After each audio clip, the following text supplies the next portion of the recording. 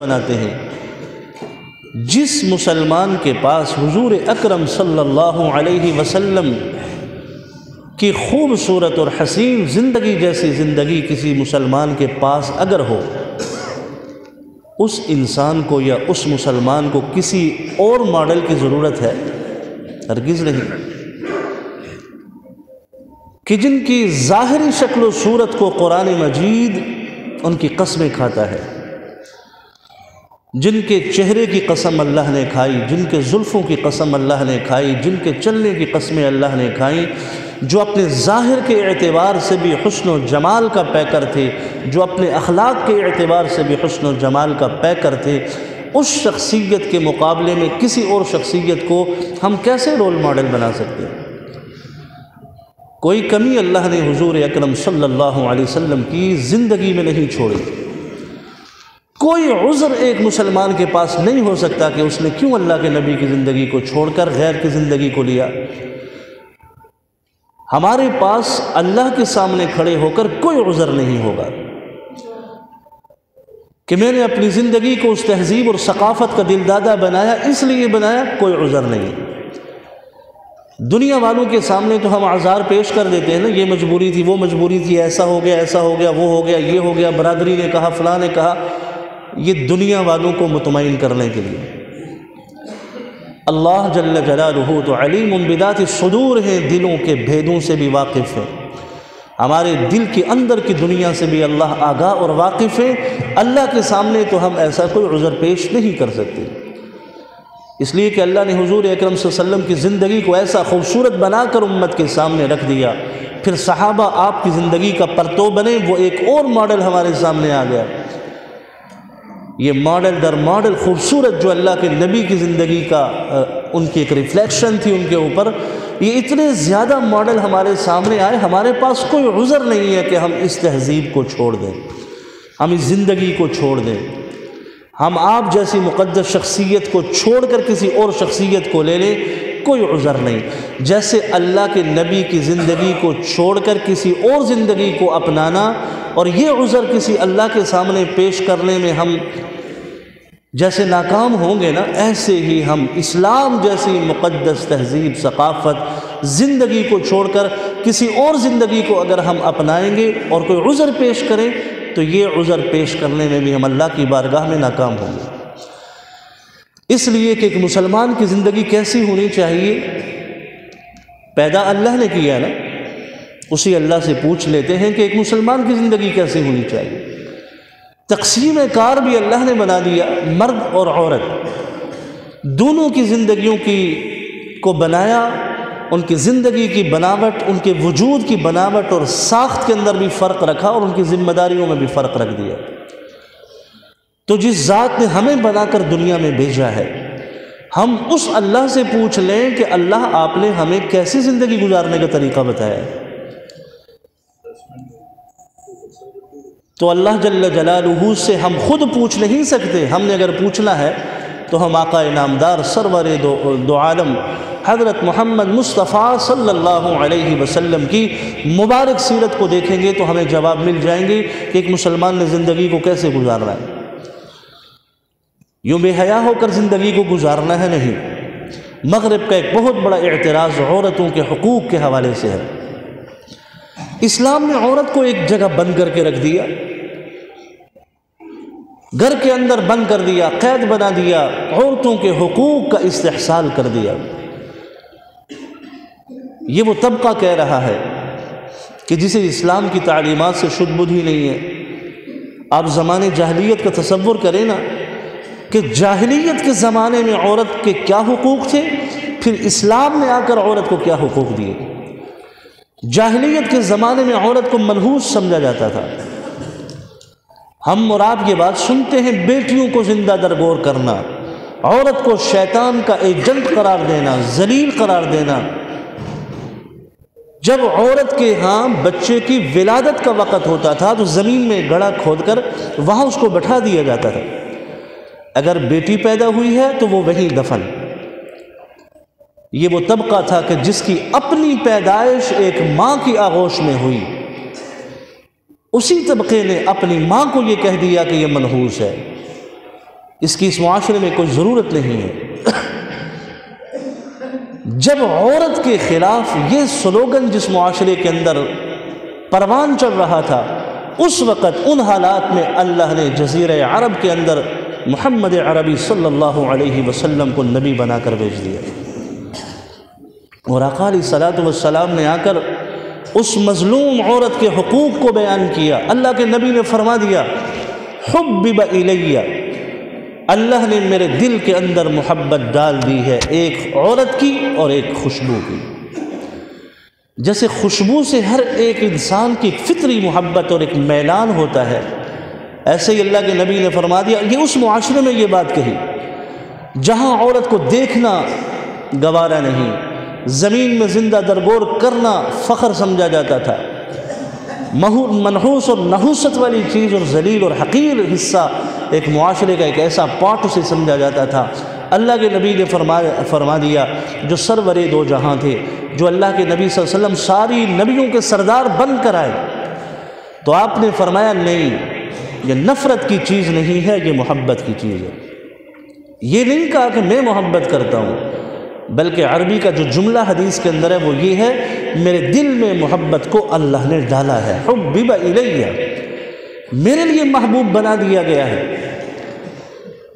تو جب دنیا نفرت کر رہی تھی، سرکار دو جہاں نے اس وقت محبت کا اعلان کر دیا کہ لوگوں، اس صنف نازک سے نفرت نہ کرو، اس حوا کی بیٹی سے نفرت نہ کرو، یہ اگر ماں ہے تو اس کے اپنے حقوق ہیں، یہ بیٹی ہے تو اس سے محبت کا انداز جدا ہے، یہ بہن ہے تو اس سے محبت کا انداز جدا ہے، یہ بیوی ہے تو محبت کے اعتبار جدا ہے۔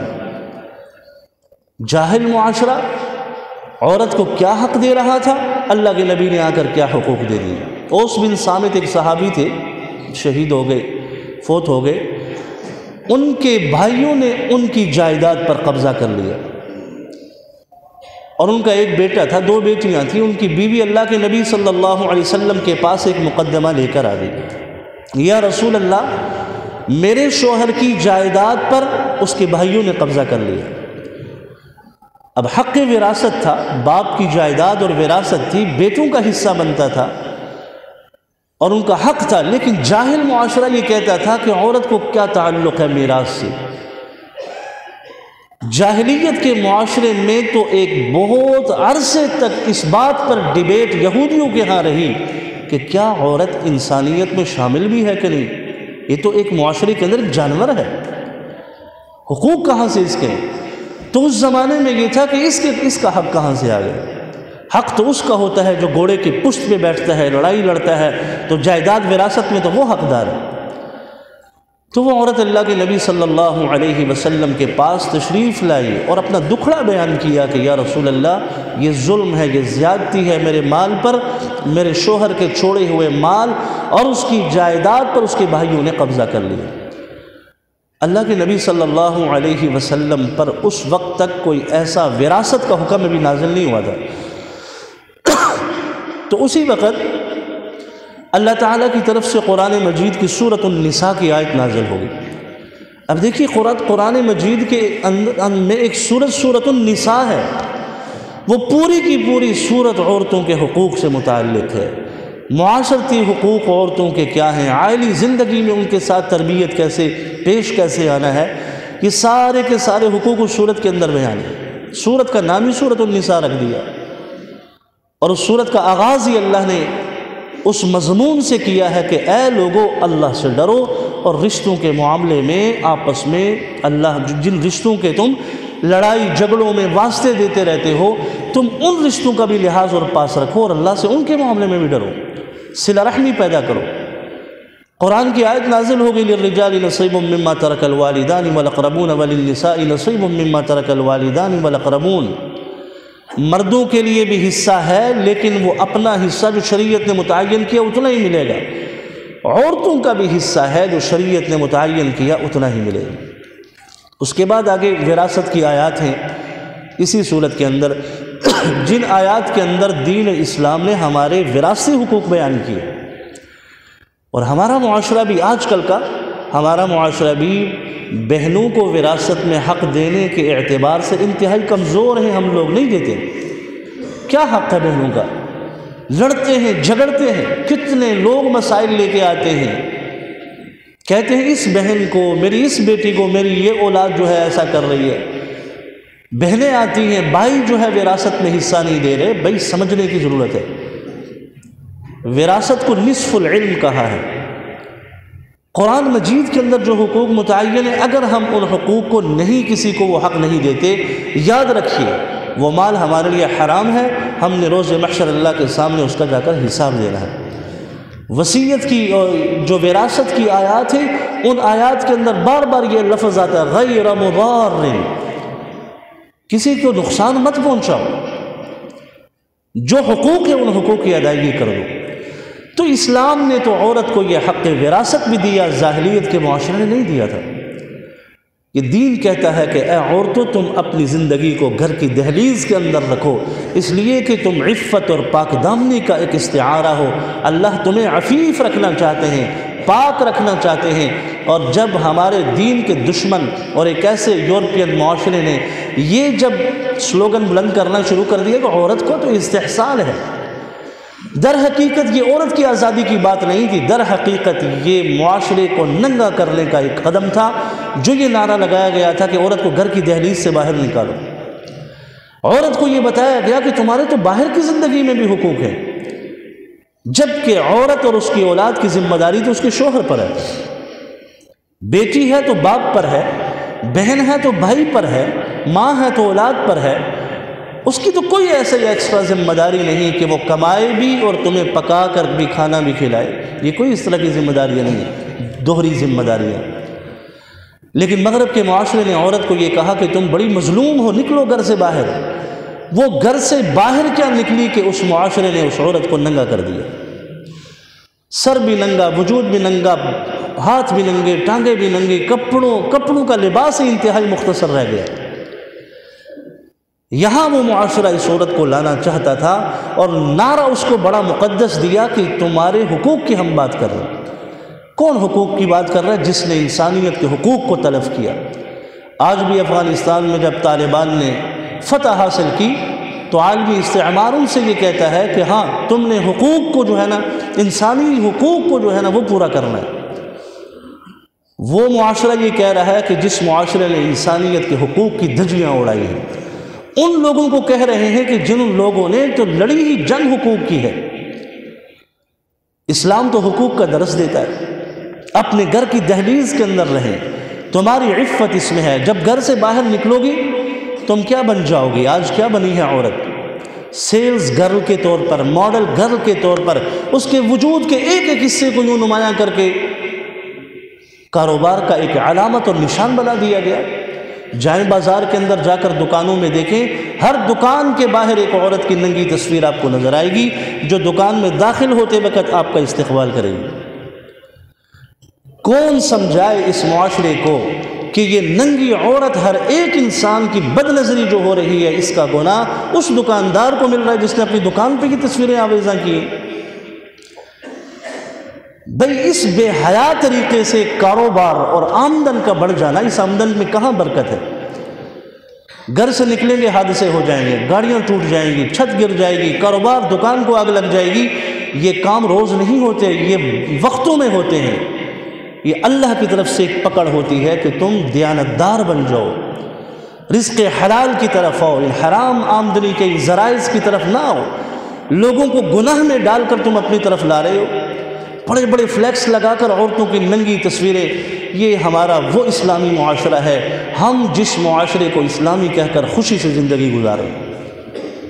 اللہ کے نبی نے حیا کا درس دیا، عورتوں کو گھروں کے اندر رہنے کا درس دیا، عورتوں کے حقوق کی دین اسلام نے بات کی، اور ایسا ایسا حق عورت کو دیا کہ ایک صحابی یوں اونٹ پر عورتیں بیٹھی ہیں اور وہ ان کو لے کر جا رہے ہیں، اللہ کے نبی بھی ساتھ ہیں، تو آقا علیہ الصلوۃ والسلام نے ان سے کہا کہ ذرا آہستہ، رفقا بالقواریر، یہ آبگینے ہیں، سواری کو آہستہ کرو، کہیں ان عورتوں کو تکلیف نہ ہو۔ ہمارے محبوب پیغمبر نے تو یہ حق بتلایا۔ صحابی آئے، فرمایا یا رسول اللہ مجھ پر سب سے زیادہ حق کس کا ہے؟ فرمایا امک، تمہاری ماں کا ہے۔ انہوں نے کہا ثم من، کہا امک، تمہاری ماں کا ہے۔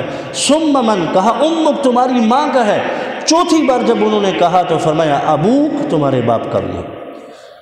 اس ماں کو 3 دفعہ اللہ کے نبی نے حق دیا کہ حقوق کو پہچانو، اپنے حقوق کے ساتھ والدین کی حیثیت سے ماں کے حقوق کو متعین کیا۔